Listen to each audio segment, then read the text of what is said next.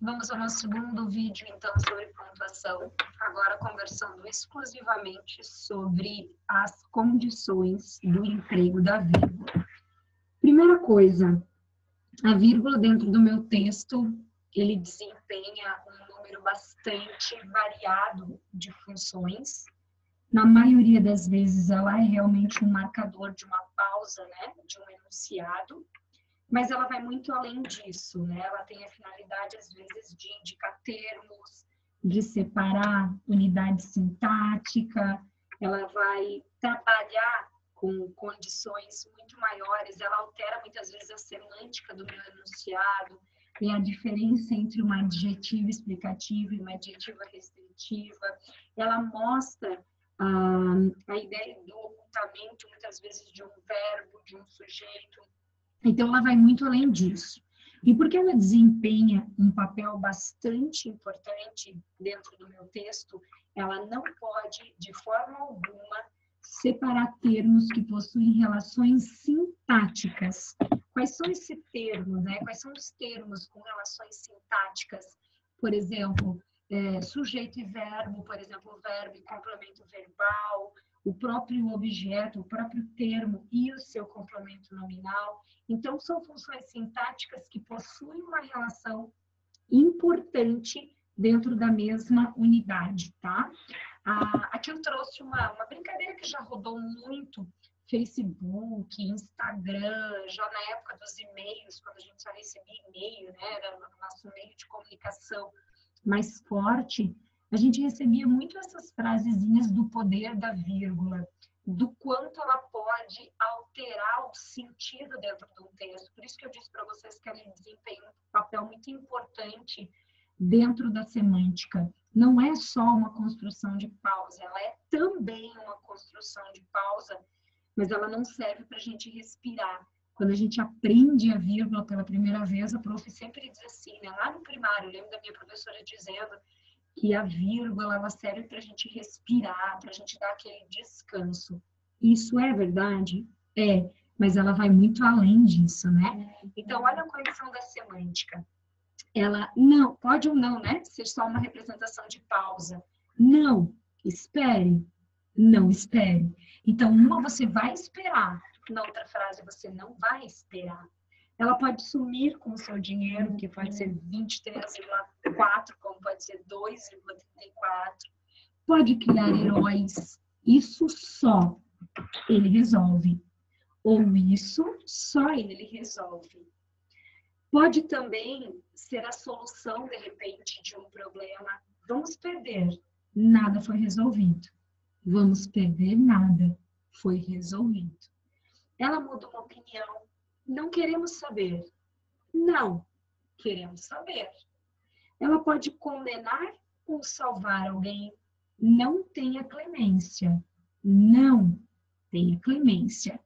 Se o homem soubesse o valor que tem a mulher, andaria de 4 à sua procura. E aí a gente tem uma brincadeira com relação a isso, né? Provavelmente a mulher colocou a vírgula depois de mulher. Se o homem soubesse o valor que tem a mulher, andaria de 4 à sua procura. E o homem provavelmente colocou a vírgula depois do tem. Se o homem soubesse o valor que tem, a mulher andaria de 4 à sua procura. Com essa mesma lembrança do primário, de quando foi a primeira vez assim, que a prof aprendeu algumas coisas de sinal de pontuação, eu lembro poucas coisas, porque também faz muito tempo, né? 30 e tantos anos. Mas eu lembro, por exemplo, da minha professora da terceira série primária, falando sobre o poder da vírgula. Eu lembro o nome dela e lembro da aula assim, como se fosse hoje. E ela colocou uma frase no quadro, e é exatamente essa frase aqui, e ela pediu para a gente pontuar. E aí as pessoas foram pontuando, né? Os alunos foram pontuando, todos pequenininhos, na faixa aí de 8, 9 anos. E no fim deram assim, claro, muita gente pontuou errado, a gente estava aprendendo, tendo noção disso, mas eu lembro dela aí conduzindo a aula, conduzindo, explicando essa condição do significado, e a gente chegou em 2 resultados. Um deles falava assim, ó, matar o rei não é pecado, a gente não mataria o rei, né? A gente seria condenado se o matasse. E a outra dizia assim, matar o rei não é pecado. A gente poderia matá-lo e aí nós não estaríamos cometendo, por exemplo, nenhum pecado. Então, eu lembro muito dessa frase, me chamou muita atenção, eu fiquei muito admirada da condição estrutural, dos significados e do poder da vírgula dentro do meu texto. E assim como tem esses exemplos que a prof colocou aqui, eu sei que também existem inúmeros outros que vocês provavelmente já receberam e que vocês perceberam a importância da vírgula dentro de um texto, né? Então, vamos lá. Primeiro, essa condição que a gente começou o vídeo falando, justamente de que, assim como ela pertence a uniões, né? Assim como ela vai dividir as uniões ali dentro do meu texto com condições sintáticas diferentes, ela também não pode ser empregada dentro de situações cuja sintaxe a proíba. Por exemplo, onde é que eu não posso usar vírgula para separar sujeito do predicado? É a primeira determinação que a gente aprende com relação ao sujeito e que muitas vezes funciona para a gente como diferenciador entre o sujeito e o vocativo da frase, né? Por exemplo, mãe só tem uma, sem vírgula. Quer dizer que eu estou falando dela, tá vendo? Ela é o meu sujeito. E eu posso dizer mãe, vírgula, só tem uma. E falar agora dessa mãe no papel de vocativo. Agora eu estou falando dela. Numa eu falo com ela, na outra eu falo dela. Então, a diferença da vírgula aqui entre sujeito e vocativo. Não posso separar os objetos, né, o complemento ali do meu verbo, objeto direto e indireto do próprio verbo. O adjunto adnominal do nome, complemento nominal do substantivo, do adjetivo ou do advérbio. O predicativo do objeto que ele caracteriza. A oração principal da sua subordinada substantiva. Não há, por exemplo, né, a pontuação dentro das minhas orações que a gente conversou, as orações coordenadas e subordinadas que a gente ia conversando ao longo dos vídeos, né, sobre o período composto. As orações subordinadas substantivas, elas são caracterizadas justamente pela ausência do sinal de pontuação. Por quê? Porque elas são classificadas justamente porque elas estão com um sujeito numa oração e o predicativo na outra oração. O verbo transitivo direto numa oração e o objeto direto na outra oração. Então, não tem vírgula. A única que me permite a colocação da vírgula são os dois pontos, por exemplo, na oração subordinada apositiva, né? Casos em que devemos utilizar a vírgula dentro do interior da oração, por exemplo, quando é que a gente pode utilizar? Com o objetivo de separar o vocativo, então, que a gente já conversou, né? O vocativo, ele obrigatoriamente vem isolado, assim como o aposto explicativo, o aposto de enumeração, que vem com os dois pontos, o aposto resumidor, que vem com a vírgula também. Então, Ana, traga os relatórios. O tempo, meus amigos, é o que nos confortará. Para separar o aposto, então, Valdirene, minha prima de Natal, ligou para mim. Caio, o aluno do terceiro ano B, faltou a aula. Eu ainda uso para separar adjuntos adverbiais que estejam antecipados ou intercalados. A gente diz que eles estão deslocados, né? Eles estão fora da sua posição inicial, que seria lá no finalzinho da frase. Então, você traz para o começo ou traz para o meio, né? Quando chegar do trabalho, vírgula, procurarei por você. Tudo isso daqui é o meu adjunto adverbial, ó, caracterizado pela estrutura do tempo, né? Quando é que eu vou procurar por você? Quando chegar do trabalho. Os políticos, muitas vezes, são mentirosos. Também um adjunto adverbial de tempo. A gente até diz que o adjunto adverbial deslocado, ele obrigatoriamente, né, vem com vírgula quando ele é produzido por 3 ou mais palavras. Quando ele se resume a 2 ou uma só, a vírgula é facultativa, tá? Então, é ou não obrigatório. Hoje, vírgula, procurarei por você. Posso ou não colocar. Utilizada como objetivo de separar elementos de enumeração, né? Traga picolé de uva, groselha, morango, coco. Muitas vezes até o último item de enumeração a gente suprime essa vírgula e coloca uma conjunção aditiva, né? O e, por exemplo. Estamos contratando assistentes, analistas e estagiários. Para isolar expressões explicativas, quero meu suco com gelo e açúcar. Ou melhor, as expressões ou melhor, ou seja, por exemplo, obrigatoriamente virão entre vírgulas, tá? Quando a gente tem uma conjunção também intercalada ou deslocada, né? Não explicaram, porém, o porquê de tantas faltas. Por que, na verdade, que ela vem entre vírgulas? Porque a posição dela é aqui na frente. Ela liga orações. A oração aqui está ocultada a primeira. Por exemplo, eles me chamaram hoje cedo, porém não me explicaram o motivo da conversa, por exemplo. Então, esse porém, quando não vem ligando essas duas, como está aqui, por exemplo, não explicaram, porém, a gente coloca entre vírgulas, né? A gente diz que são conjunções que estão deslocadas. O mesmo acontece quando você coloca um ponto, por exemplo, fui dormir, porém, estava sem sono. Se eu quero colocar um ponto ali, digo, fui dormir, ponto, porém estava sem sono, a gente coloca uma vírgula depois desse porém.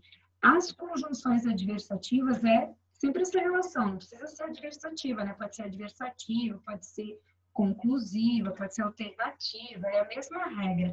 A única conjunção que não aceita a vírgula depois dela, quando eu tenho um ponto final, um ponto de frase, né?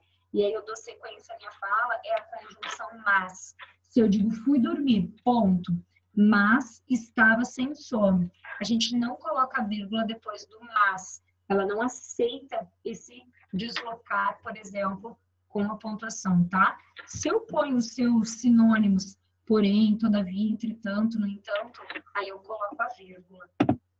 Utilizada com o objetivo de separar o complemento pleonástico, né, antecipado, a gente chama de objeto direto pleonástico ou objeto indireto pleonástico, né? Ele vem deslocado, tá vendo? A ele nada mais abala. A gente coloca aqui. Esse aqui nem é necessariamente um objeto pleonástico, ele está só deslocado, né? Nada mais abala a ele. Utilizada com o objetivo de isolar o nome de lugar na indicação de datas. Goiânia, 1º de novembro de 2016. Utilizada também com o objetivo de separar termos que sejam coordenados assindéticos, que são aqueles que não possuem conjunções. Lembrando que os períodos coordenados assindéticos, eles trazem à leitura do meu texto agilidade. Eu não tenho a conjunção ali que dá aquela pausa, né, no meu tom de voz. Então, eu tenho um texto, por exemplo, mais ágil. Eu trago ritmo, às vezes até musicalidade. É pau, é pedra, é o fim do caminho. É mais rápido a minha leitura. O contrário acontece quando, por exemplo, eu coloco conjunções é pau, e é pedra, e é fim. E aí, ao invés de eu trazer ritmo, eu trago já essa coisa mais lenta para a leitura do meu texto, tá? São recursos expressivos, recursos de linguagem. Com o objetivo de também marcar a omissão de um termo, que eu tinha falado exatamente no começo do vídeo, né? Omitir o verbo, por exemplo. Isso acontece muito quando eu uso duas comparações, duas representações. Ele gosta de fazer academia e eu de comer. E eu o quê? E eu gosto de comer. Então, como eu estou ocultando esse verbo, justamente porque não tem a necessidade de repetir, seria uma condição obrigatória a colocação da vírgula aqui. Eu sei que pouca gente a utiliza, mas as minhas regras de pontuação exigem a condição da vírgula aqui quando eu estou omitindo o verbo, tá? Casos em que se usa vírgula antes da conjunção e, que a gente conversou.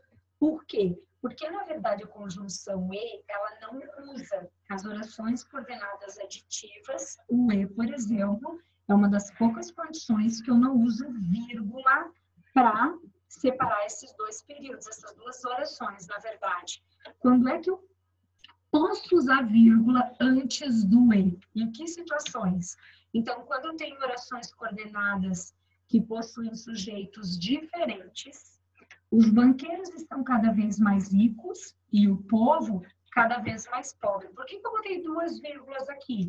Primeiro, porque essa vírgula aqui mostra que aqui eu tenho uma oração coordenada sindética e aqui uma coordenada sindética. Só que eu tenho sujeitos diferentes, tá vendo? Aqui os sujeitos são banqueiros e aqui o povo. Então, eu coloco a vírgula aqui justamente para muitas vezes não trazer ambiguidade estrutural. É para o leitor, é para facilitar a interpretação do leitor. Então, aqui, sujeitos distintos. Por que eu pus a vírgula aqui? Porque eu estou omitindo o meu verbo. E o povo está cada vez mais pobre. Então, essa aqui justificada pela ideia de serem sujeitos diferentes. E aqui, porque eu tenho uma omissão da minha condição de verbo. Eu também vou utilizar, né, quando ela vier antes do E ali, que eu tenho o polissímbeto, que a prof explicou ali para vocês, que traz uma condição mais lenta para a leitura do texto, ao mesmo tempo eu tenho uma ênfase de ideia. E eu canto, e eu danço, e bebo, e me jogo. E ele dança, e canta, e brinca, e joga, e sacode a cabeleira. Então, esse e vai enfatizando a minha sequência de ação, né? A minha condição de ideia. E aí eu posso marcá-la pela estrutura da vírgula. Eu ainda utilizo a vírgula quando essa conjunção E aqui assume um valor diferente da aditiva. É o caso de usar a conjunção E, por exemplo, em coordenada sindética adversativa e conclusiva. Por isso a ideia da adversidade e da consequência, tá? A gente põe a vírgula. Chorou muito e ainda não conseguiu superar a distância. Chorou muito, mas ainda não conseguiu superar a distância, tá? Então, essas estruturas que sejam diferentes da aditiva. A vírgula entre orações, então, ela diferencia a subordinada adjetiva explicativa da restritiva, que são aquelas introduzidas pelo pronome relativo. Meu filho, de quem só guardo boas lembranças, deixou-nos em fevereiro de 2000. Se a prof tira essa vírgula daqui, eu trago essa oração aqui uma condição restritiva. Quer dizer que o filho que deixou-nos em fevereiro de 2000 é somente aquele da qual eu só guardo boas lembranças. Quer dizer que existem outros filhos, mas o que me deixou foi o que eu guardo boas lembranças. Esse aqui não, né? É o único filho, ele deixou em fevereiro de 2000 e eu guardo boas lembranças dele. Então, diferença da explicativa, né? Para separar as coordenadas sindéticas e assindéticas, todas elas têm vírgulas, né? Com exceção da aditiva com a conjunção E, que a gente já conversou bastante. Separar subordinadas adverbiais. Aqui até é importante dizer para vocês que subordinadas adverbiais, na sua ordem direta, a vírgula facultativo. Então, eu digo assim, ó, atenderei ao telefone se estiver disponível. Ponto. Ele está na ordem direta, então a vírgula é facultativa. Se eu inverto e digo, se estiver disponível, vírgula, atenderei o telefone. Aí a condição da vírgula passa a ser obrigatória, tá? Então, na ordem direta, vírgula facultativa. Quando eu inverto a oração e começo com a minha subordinada, então eu começo com a conjunção, ela passa a ser obrigatória. Separar orações intercaladas. Senhor, disse o velho, tenho grandes contentamentos em estar plantando lá. Essa oração intercalada é bastante comum nos nossos diálogos, nos nossos discursos, né, em textos, por exemplo, que sejam do tipo narrativo. Separar as orações substantivas que também venham, né, de repente invertidas. Quando sai o resultado, ainda não sei. Quando sai o resultado, são raríssimas as subordinadas substantivas intercaladas. Elas são extremamente comuns nas adverbiais. O mais comum é trazê-las, de certa forma, esse deslocar, né, da subordinada. Mas na substantiva é bem pouco comum. Algumas observações ainda, para a gente já finalizando. A a gente dispensa o uso da vírgula em termos que sejam coordenados, né, ligados pela conjunção e ou nem, não é uma obrigatoriedade. Por exemplo, preferiram sorvetes de creme, uva e morango, né, não tem a vírgula aqui neste E. Não gosto nem desgosto, tá vendo?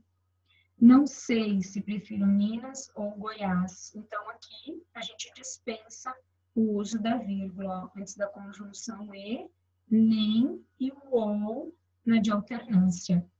Caso os termos coordenados ligados por essas conjunções aqui apareçam repetidos, justamente porque a gente está tentando enfatizar aquela expressão, aí a vírgula passa a ser obrigatória, né? Não gosto nem do pai, nem do filho, nem do cachorro, nem do gato dele. Então, aqui eu começo a colocar as vírgulas, ó, de forma já obrigatória, principalmente porque minha condição é uma condição de enfatizar, né? Eu quero, tanto que eu a repito sucessivamente.